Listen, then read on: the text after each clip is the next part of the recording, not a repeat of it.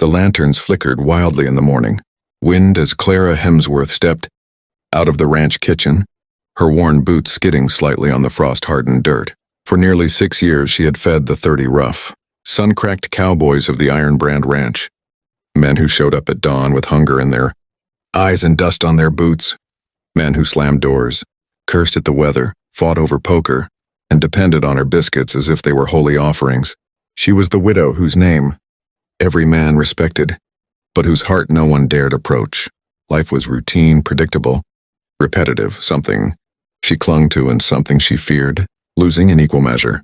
But this morning, just before the sun cracked the horizon, a silhouette limped through the gate, tall, broad-shouldered, dusty from head to toe, and moving like a man running from ghosts.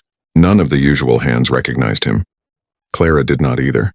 She watched as he stood still for a moment, taking in the spread of land like someone trying to memorize every inch before it was stolen away. Before Clara could ask his business, 2 older ranch hands rushed him, grabbing him by the coat as if he were cattle rustler scum. "We don't take drifters," one snarled. "State your business before boss gets here." The stranger didn't flinch. His eyes, gray, sharp, unreadable, lifted toward Clara, and she felt something jump under her ribs, a sensation she couldn't explain or welcome. The drifter simply said, "Work, any kind. I'll take whatever you got." That calmness unsettled everyone, especially the foreman. Clara sensed a bruise across the stranger's jaw and a stiffness in his stance like he'd recently been in a vicious fight. She stepped forward before the men could throw him out. "Let him have breakfast first," she said. The ranch hands looked at her like she had gone soft in the head, but no one dared argue with the woman who fed them. She handed him a metal plate, and without waiting for approval, he followed her into the warm, bustling kitchen. The moment he walked in, the heat and the smell of fresh bread wrapped around him like a blanket he had forgotten existed. Clara watched him take a seat gently, almost reverently, as if he had not sat in a real kitchen for months. Something about him was wrong. Not dangerous wrong, but haunted wrong. She poured him coffee, her hands brushing his for the briefest moment, and he stiffened like lightning had struck him. "What's your name?" she asked. The drifter hesitated a moment longer than necessary. "Call me Luke." There was something missing. Incomplete, like he had cut off the second half of a truth.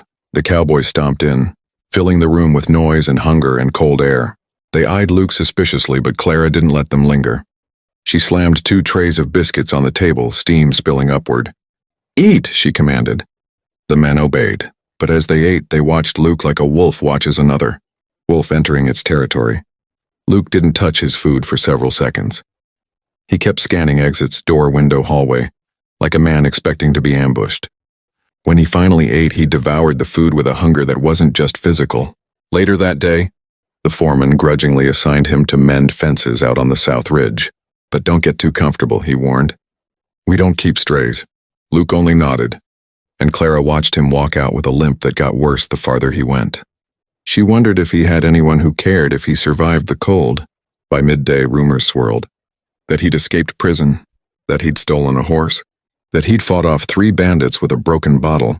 The men exaggerated everything, but something in Clara's bones whispered that Luke was neither outlaw nor desperate thief.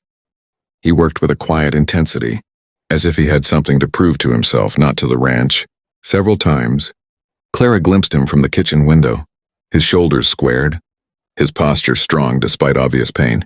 Something about the way he looked at the land, at the fences, barns, cattle was unnervingly familiar, like he wasn't seeing it for the first time.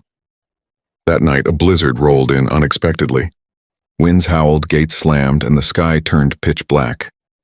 The ranch hands piled into the bunkhouse, cussing about the cold and the damn drifter probably freezing out there. Clara checked every lantern twice, ensuring dinner stayed warm. But as the hours dragged on and Luke failed to return, she felt a knot tighten in her stomach. Near midnight, she grabbed her coat and lantern. The men tried to stop her. "He's a stranger," one barked. "He'll find his way back, or he won't."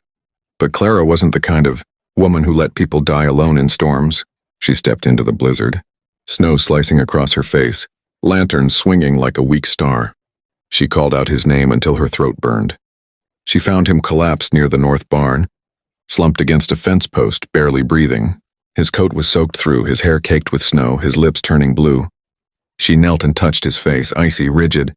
"Luke," she whispered fiercely. "Stay with me." His eyes fluttered open, confusion flickering. "You shouldn't have come out here," he murmured. "Storm's bad." She hooked her arm under his and hauled him up with surprising strength. "And leaving you to die would have been worse." Inside the ranch house, she dragged him to the spare room she sometimes used for sick or injured hands. She peeled off his frozen coat and shirt to assess the damage, and her breath caught. Massive bruises covered his ribs. A long, freshly stitched wound ran down his side, still bleeding. He had been hurt before he even reached the ranch. This man wasn't just wandering. He was running. When she dabbed the wound, he winced. "Who did this to you?" she asked softly. Luke's eyes hardened. "People who want something I'd rather die than hand over." Without thinking, she touched his hand, a gesture both protective and questioning. Luke's breath caught for a different reason this time. Something flickered between them, something magnetic and forbidden.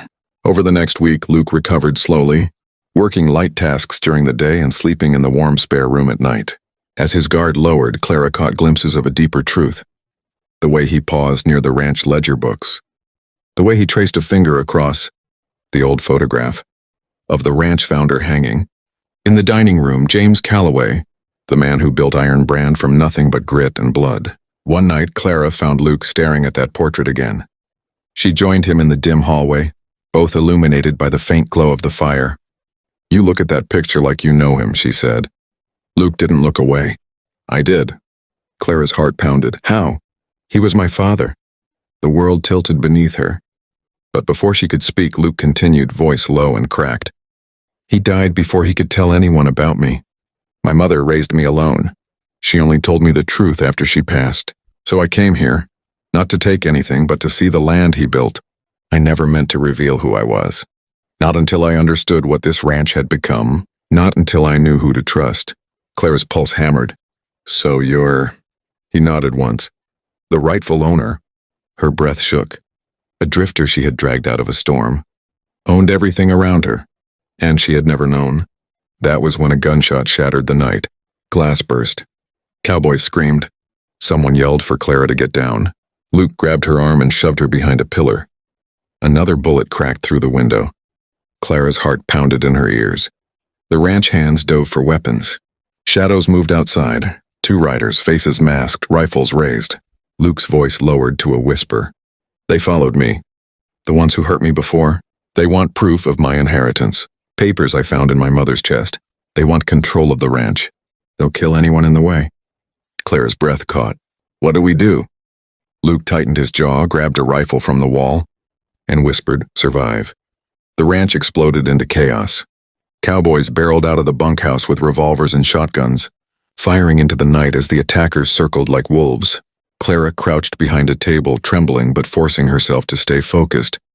Luke barked orders with a steady confidence no drifter had a right to possess. Yet every man obeyed instinctively. The foreman watched him with wide-eyed realization. "You're not just some stray worker," he muttered. Luke didn't even respond. He moved like a man reclaiming what was his. The gunfire intensified. One bullet grazed a ranch hand's arm. Another shattered the barn window. Luke grabbed Clara's wrist. "Stay behind me," he ordered. She felt his hand warm and strong despite the storm, inside her chest. They moved through the house carefully, checking angles, avoiding windows. Luke took a position near the door, eyes razor sharp. "They're not backing off," Clara whispered. "They won't," Luke said. "Not until they get me."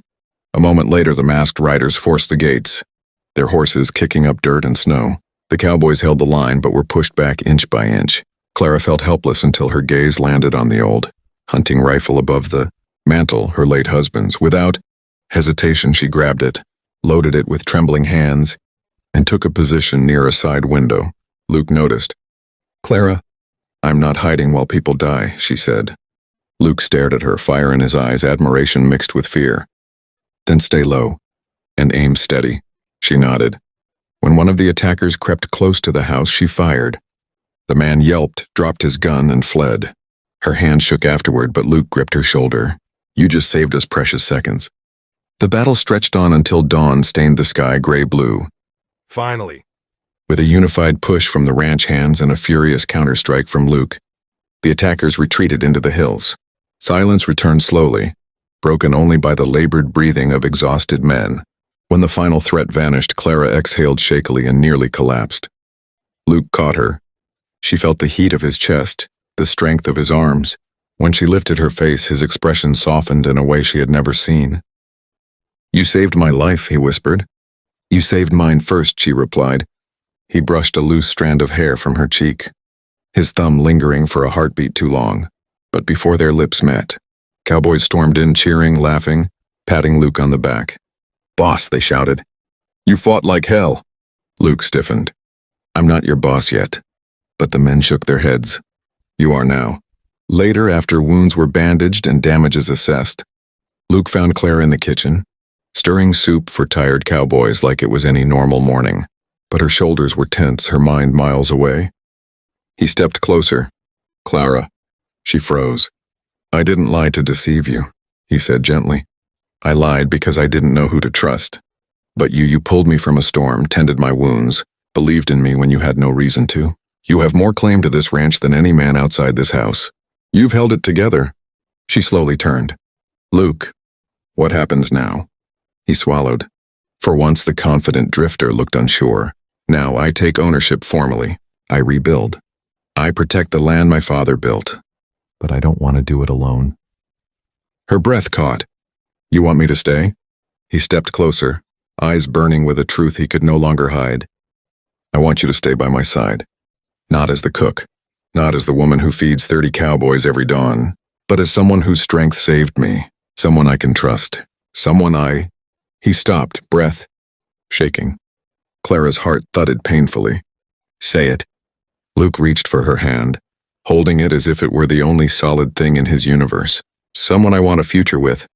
Tears slipped down her cheeks, soft, uncontrollable, liberating. She laughed through them. "Luke, my life's been all storms for years." He gently wiped her tears. "Then let me be the one who walks you out of them." She stepped forward, finally closing the impossible distance between them. He pulled her into his arms and kissed her, slow and deep, like a man who had searched his whole life for a home and finally found it. Outside, cowboys cheered, loud, rowdy, joyful. The ranch thrummed with new life. And Clara, the widow who fed 30 cowboys every morning without knowing her own worth, realized she had unknowingly fed her future, too. The drifter who walked in from the cold, carrying a truth she could never have imagined. She had fed the ranch. Now the ranch and the man who owned it belonged to her future.